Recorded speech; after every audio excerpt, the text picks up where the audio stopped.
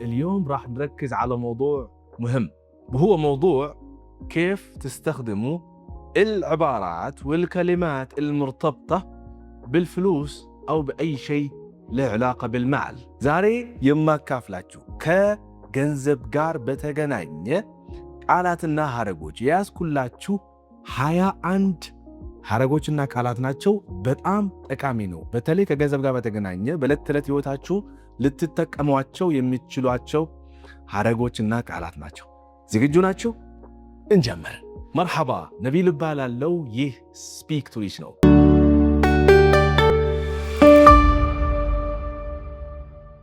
ከመጀመራችን በፊት ቃላት ወሳኝ መሆናቸው ደጋግሜ ተናግሬያለሁ። አሁንም ቻናላችን እንድትቀላቀሉ በትህትና ጠይቃችኋለሁ። የምን ቻናል ካላችሁ የቴሌግራም ቻናላችን እንድትቀላቀሉ በዚህ አጋጣሚ ልጋብዛችሁ ወዳለሁ። የት እናገኘዋለን ካላችሁ እዚህ ጋር ያለችውን QR ኮድ አንድ ቪዲዮን ፖዝ አድርጉትና እስካን አድርጋችሁ ቀጥታ ወደ ቴሌግራም ቻናሉ ይመራችኋል። አሊያም ደግሞ በመጀመሪያው ኮሜንት ላይ ወይም ደግሞ ዲስክሪፕሽን ላይ ታገኙታላችሁ ሊንኩን። እዛ እንገናኛለን። በጣም ጥሩ። መጀመሪያ የምንጀምረው ገንዘብ በአረብኛ ምንድነው? ከዚህ በፊት ተናግሬያለሁ አይደለ? ግን ድንገት አንዳንድ ሰዎች አዲስ ከሆናችሁ ለዚህ ቻናል አዳዲስ ቃላቶችን ማወቅ አለባችሁ። ሰው ገንዘብ ምንድነው? ፍሉስ ይባላል። ፍሉስ ካላችሁ ገንዘቤ ያላችሁ አደራችሁ። ፍሉስሁም ገንዘባቸው፣ ፍሉስሃ ገንዘቧ፣ ፍሉስህ ወይም ፍሉሱ ገንዘቡ ያላችሁ የሱ ማለት ነው። ተግባባን? ስለዚህ عندي فلوس ካላችሁ ማለት ነው። عندي فلوس ከኔ ጋር የተለማመዳችሁ አይደል እንዴ? በቃ ቀጥሎ ታዲያ። እሺ عندي فلوس ማለት ገንዘብ አለኝ ያላችሁ። ገንዘብ አለኝ ምንድነው? عندي فلوس። እሺ ما عندي فلوس የሚለው ሰታችሁ ታውቁ? ما عندي فلوس ይሄ ሁለተኛው ሐረጋችን። ما عندي فلوس ካላችሁ ማለት عندي فلوس ካላችሁ ገንዘብ አለኝ ከሆነ ما عندي فلوس ደግሞ ካላችሁ ገንዘብ የለኝም እያላችሁ ነው ማለት ነው። ما عندي فلوس ገንዘብ የለኝም። እስኪ ምሳሌ እንመልከት ከዚህ ከማ عندي ጋር። والله ما عندي فلوس اليوم والله ما عندي فلوس اليوم ወይ ዛሬ በእውነቱ ምንም ገንዘብ የለኝም እያላችሁ ነው ማለት ነው አይደለ? والله ما عندي فلوس اليوم والله ካላችሁ በእውነቱ እያላችሁ ነው። አንድ ነገር በእውነትም ይሄ ነገር የለኝም እያላችሁ ወይም ይሄ ነገር ተፈጥሯል እያላችሁ ልታወሩ የምትፈልጉበት አጋጣሚ ካለ ወል ብላችሁ ከዛ በኋላ ትጀምራችሁ والله ትሉና ትቀጥላላችሁ። ስለዚህ والله ما عندي فلوس اليوم ዛሬ ገንዘብ የለኝም እያላችሁ። ሶስተኛው ሐረግ ከም السعر ማለት ዋጋው ስንት ነው እያላችሁ። ከም السعر ዋጋው ስንት ነው። ከም ስንት የሚለው ሐሳብ ነው። ስዕር ደግሞ ዋጋ ማለት ነው። ስለዚህ ከም السعر ካላችሁ ዋጋው ስንት ነው እያላችሁ። ከም سعر هذا ካላችሁስ ከም سعر هذا ማለት ይሄ። ስለዚህ ይሄኛው ዋጋው ስንት ነው እያላችሁ ነው ማለት ነው። ይህ ወይም ደግሞ ይሄኛው ዋጋው ስንት ነው። እሺ ቀጣዩ ቃል እንመልከት። ጋሊ ምን ማለት ነው? ጋሊ ውድ። በጣም ጥሩ። ውድ የምንጠቀመው ያው ለብዙ ነገሮች ነው። ለቁስ የምንገዛቸው ነገሮች ሊሆኑ ይችላሉ፣ ለምግብም ሊሆኑ ይችላል። ብቻ ጋሊ ስንል ውድ ነው ማለት ነው። እስኪ ምሳሌ እንመልከት። هذا غالي مرة ካላችሁ በጣም ይሄ በጣም ውድ ነው እያላችሁ ነው ማለት ነው። هذا غالي مرة ከተባለ እዚህ ጋር በጣም የሚለው ሐሳብ ይገልጻል። ይሄ በተለይ በባህረ ሰላጤ ሀገራት የሚጠቀሙት በጣም ለመግለጽ የሚለውን እቺ ቃል በጣም የምትለውን ቃል ለመግለጽ ሲፈልጉ መራ ይላሉ። አንዳንዱ ደግሞ ዋይድ هذا غالي وايد፣ አንዳንዱ ደግሞ هذا غالي كتير ይላሉ። ሰው እንደየሀገሩ ይለያል። ግን هذا غالي مرة ከተባለ አሁንም ይህ በጣም ውድ ነው የተባለ ነው ማለት ነው። የውድ ተቃራኒ ቃል ምንድነው? ረኺስ ማለት ነው ርካሽ ማለት ነው። ረኺስ ርካሽ። እስኪ ምሳሌ እንመልከት ከረኺስ ጋር።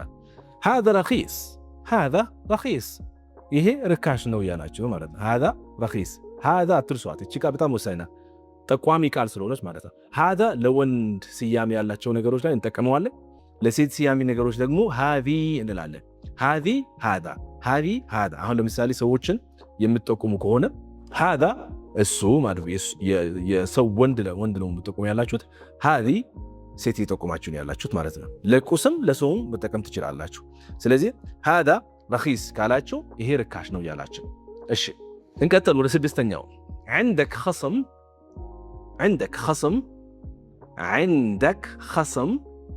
عندك ማለት አለህ ወይ፣ خصم ደግሞ ቅናሽ ማለት ነው። ስለዚህ ቅናሽ አለህ ወይ ስለዚህ ምሳሌ እንመልከት እስቲ عندكم خصم اليوم አሁን ለምሳሌ ገበያ ስትሄዱ ሱቅ ውስጥ ስትገቡ መጀመሪያ የምትጠይቁት عندكم خصم اليوم عندكم ማለት አላችሁ ሆይ ነው ቅድም عندك ስንል ወንድ ያናገራቸው አሁን እዚህ ጋር ስለ ሱቅ ውስጥ ገብታችሁ ስለሆነ የምታወሩት በአጠቃላይ ሱቅ ውስጥ ያሉ ሰዎች ናቸው عندكم خصم اليوم ስትሉ ዛሬ ቅናሽ አላችሁ ወይ ያላችሁ ነው ማለት ተግባባን እሺ እንቀጥል نزل السعر ይሄው በምልክት ያሳዩዋችሁ نزل السعر نزل ማለት ነው አውርድ ወይም ቀንስ ያላችሁ ነው ማለት ነው አውርድ ወይም ቀንስ ሁለት ትርጉም ስላለው ነው نزل السعر سعر ዋጋ ስለሆነ አሁን نزل السعر ካላችሁ ዋጋውን ቀንሰው ወይም አውርደው ካለበት ለምሳሌ 50 የተባለው እስኪ ወደታች ቀንሰው 40 አድርገው ወይም 35 አድርገው ምንም ሊሆን ይችላል ብቻ نزل መቀነስ ወይም ማውረድ ነው እሺ ممكن تنزل السعر ዋጋውን ልትቀንሰው ትችላለህ ወይ ብላችሁ ይጠይቃችሁ ማለት ነው ወይም ልታሳንሰው ትችላለህ ወይ ማሳነስ ካለበት ማሳነስ ዋጋውን ልታሳንሰው ትችላለህ ወይ ኦኬ እንቀጥል ይስታህል እዚህ ጋር ሁለት ትርጉም አለው በተለያየ አቅጣጫ ልንተረጉሙ እንችላለን ግን አሁን ከገንዘብ ጋር በተገናኘ ከሆነ አንድ ነገር ይስታህል ካላችሁ ይገባዋል ማለት ነው ይስታህል ማለትም ያወጣችሁት ወጪ ያንን ዕቃ የገዛችሁት ዕቃ ያንን ዕቃ ደግሞ እንደሚገባ መግለጽ ስትፈልጉ ያወጣችሁት ወጪ ማለት ነው ይስታህል ትላላችሁ ይስታህል እስኪ ለምሳሌ አንድ مثال نوصل والله ما يستاهل والله هذا التليفون والله هذا القميص ما يستاهل مثال قميص شميز معناته تليفون ده مو سلك والله هذا التليفون ما يستاهل ስለዚህ ይሄ ስልክ አይገባውም የተከፈለበትን ዋጋ ማለት ወይ የተከፈለበት ዋጋ አይገባውም ያላችሁ ማይስታህል ስትሉ ስለዚህ በፍጹም አይገባውም ብላችሁ ይገልጣችሁ አስረኛም ይሄ በእንግሊዘኛም አረብኛም ይጠቀሙታል ካሽ ነው ካሽ ማለት ጥሬ ገንዘብ ማለት ጥሬ ገንዘብ ካሽ ትድፋዕ ካሽ አንድ ሰው ቢላችሁ ትድፋዕ ካሽ ወይም ትድፋዒ ካሽ ከተባላችሁ በካሽ ትከፍላለህ ወይ ሴት ከሆነች ደግሞ ትድፋዒ ካሽ ትባላለች ማለት ነው ትድፋዒ ካሽ በካሽ ትከፍያለሽ ወይ እየተባልሽ ነው ማለት ነው ትድፋዑ ካሽ ከተባላችሁ ደግሞ ብዙ ናችሁ ማለት ነው ትድፋዑ ካሽ በካሽ ትከፍላላችሁ ወይ በጥሬ ገንዘብ ትከፍላላችሁ ወይ ማለት ነው እሺ ከዛን 11ኛው ከዚህ የካሽ ተቃራኒ ብጣቃ ይባላል ብጣቃ ማለት ካርድ ማለት ነው የባንክ ካርዶች አሉ አይደለ የምንከፍልባቸው ኤቲኤም ካርዶች ማለት ነው እነሱ ብጣቃ ይባላሉ በርግጥ ሁለት አይነት ኤቲኤም ካርዶች አሉ ዴት ካርድ አለ ክሬዲት ካርድ አለ የሚባሉት እነዚህ የትኛውን እንደሆነ ያው በየሀገሩ ይለያል እኛ ሀገር ገና ክሬዲት ካርድ አልጀመረም ወደፊት ይጀምራል ብዬ አስባለሁ ብጣቃ ይባላል እሺ ምሳሌ እንመልከት تدفع بالبطاقة ወይም ደግሞ بدفع بالبطاقة ካላችሁ انا بدفع بالبطاقة ማለት በካርድ ከፍላለሁ ማለት ነው ወይም በካርድ ቆርጣችሁ መውሰድ ትችላላችሁ በካርድ ከፍላለሁ ያላችሁ እሺ 12ኛው حاسبني ወይም حاسبيني ካላችሁ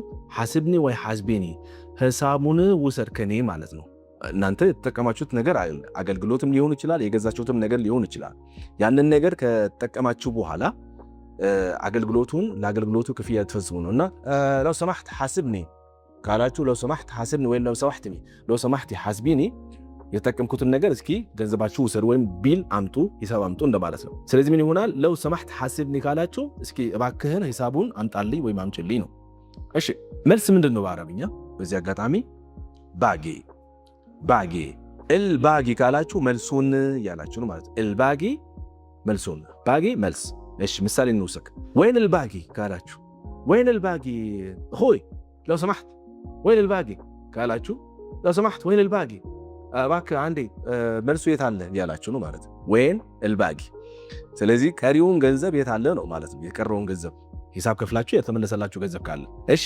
14ኛው ወፈርት ማለት ቆጠብኩኝ ማለት ነው ፍሉስ ገንዘብ ነው ወፈርት ፍሉስ ካላችሁኝ ማለት ነው ገንዘብ ቆጠብኩኝ ማለት ነው ወፈርት ፍሉስ እስኪ ምሳሌ እንመልከት ወፈርት ፍሉስ كثيرة ካላችሁ ብዙ ገንዘብ ምን አልኩኝ ቆጠብኩኝ ያላችሁ ነው ማለት ነው እዚሁ ተቃራኒ ደግሞ ወፈርት ተቃራኒ ምንድነው ሰረፍት ይባላል ሰረፍት ማለት አወጣሁኝ ማለት ነው አወጣሁኝ ገንዘብ አወጣሁኝ ሰረፍት ፍሉስ አሁንም ገንዘብ አወጣሁኝ ሰረፍት ፍሉሲ ካላችሁ ገንዘቤን አወጣሁኝ ያላችሁ ሰረፍት ፍሉሲ ኩልሃ ምሳሌ ልንገራችሁ ሰረፍት ፍሉሲ ኩልሃ ያለኝ ገንዘብ ሙሉ በሙሉ አወጣሁት እያላችሁ ነው ማለት ነው። ሰረፍት ፍሉሲ ኩልሃ። እሺ መበደር ምንድነው? መበደር እተሰለፍት። አሁን እዚህ ጋር እስተለፍት የሚባሉት ሀገሮች አሉ፣ እስተለፍት የሚባሉ ሀገሮች አሉ፣ የሚሉ ሀገሮች አሉ። ሰው እስተለፍት ካላችሁ ተበደርኩኝ ማለት ነው። እስተለፍት ተበደርኩኝ፣ ከሌላ ሰው ገንዘብ ወሰድኩኝ ማለት ነው። እስተለፍት ምን ሳሕቢ ወይም እስተለፍት ምን ሩብዒ ማለት ትችላላችሁ፣ እንደየሀገሩ ስለሚለይ ማለት ነው። ሳሕቢ ማለት ጓደኛዬ፣ ከጓደኛዬ ገንዘብ ተበደርኩኝ ማለት ነው። ከጓደኛዬ ገንዘብ ተበደርኩኝ። እሺ ሰልፍኒ ካላችሁ አበድረኝ ያላችሁ ነው ማለት ነው። ሰልፍኒ ምንድነው? አበድረኝ። ሰልፍኒ ምንድነው? አበድረኝ። ስለዚህ ሰልፍኒ ካላችሁ አበድረኝ ያላችሁ። እስኪ ምሳሌ እንመልከት ከሰልፍኒ ጋር። ሰልፍኒ ሽወይት ፍሉስ፣ ሰልፍኒ ሽወይት ፍሉስ፣ ትንሽ ገንዘብ አበድረኝ። ሰልፊኒ ሽወይት ፍሉስ፣ ሰልፊኒ ወይም ሰልፊኒ ማለት ትችላላችሁ፣ እንደየሀገሩ ስለሚለያይ። ሰልፍኒ ወይም ሰልፊኒ ሽወይት ፍሉስ፣ ትንሽ ገንዘብ አበድሪኝ ያላችሁ። ሰልፉኒ ካላችሁስ ሰልፉኒ ወይም ሰልፉኒ፣ ትንሽ ገንዘብ አበድሩኝ ያላችሁ ነው ማለት ነው። ተመሳሳይ ነው፣ ግን ያው እንደ ሰው ይለያል። እሺ ግን ረጅዕ ፍሉሲ ካላችሁ እቺ ሐረግ ልንገራችሁ። ረጅዕ ፍሉሲ ገንዘቤን መልስ ማለት ነው። ገንዘቤን መልስ። ረጅዕ ፍሉሲ ምሳሌ እንውሰድ ከዚሁ ሐረግ ጋር። ረጅዕ ፍሉሲ ለው ሰማሕት ረጅዕ ፍሉሲ፣ እባክህን ገንዘቤን መልስልኝ ያላቸው ለው ሰማሕት። እሺ ሴት ከሆነች ለው ሰማሕቲ ረጅዒ ሊ ፍሉሲ፣ ለው ሰማሕቲ ረጅዒ ሊ ፍሉሲ፣ ባክሽን ገንዘቤን መልሽልኝ ያላቸው ነው። እሺ ራትብ ማለት ምንድነው? ደሞዝ ማለት ነው። ደሞዝ ደሞዝ ከሆነ ነዝል ራትብ ካላችሁ ማለት ነው። ነዝል ራትብ ገንዘቡን አስገባ ማለት ነው። ደሞዝን አስገባ። ጥያቄ ማድረግ ከፈለጋችሁ ደሞዙ ገብቷል ማለት ስትፈልጉ ደግሞ ትላላችሁ ራትብ ንዝል ወይም ንዝል ራትብ ትላላችሁ ማለት ነው። ንዝል ራትብ ደሞዙ ወርዷል ወይም ደግሞ ገብቷል ማለት ነው። መውረድ ንዝል ስለ መውረድ ጋር ስለሆነ ነው፣ ግን ከደሞዝ ጋር ሲሆን ደግሞ ገብቷል ማለት ነው። ስለዚህ ደሞዙ ገብቷል ያላችሁ ነው። ንዝል ራትብ። ራትብ ማይከፊ